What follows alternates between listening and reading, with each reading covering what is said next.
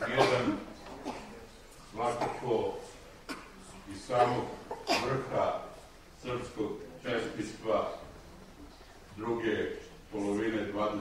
veka, naš sugrađanin Milosav Slavko Pešić.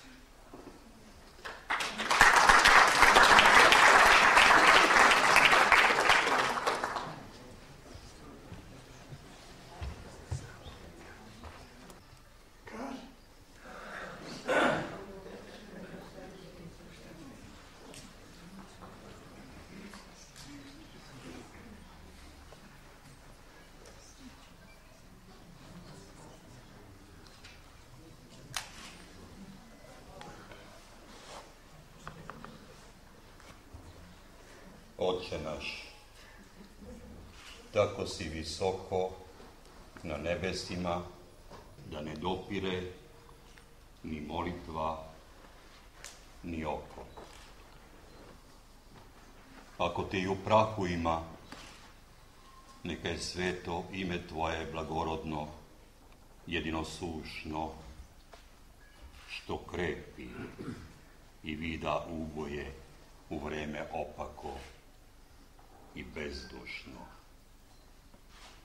Izbavi nas, Otče naš, od kala, od klevetnika, od zala, segda i vavek.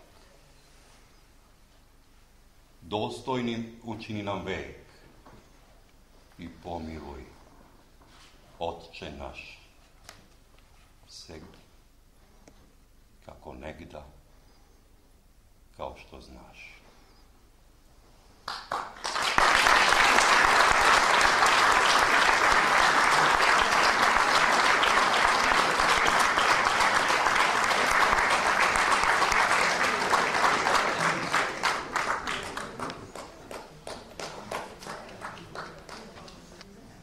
Our Father, you are so high in the sky that neither can reach prayer nor the eye, if your dust above us fly.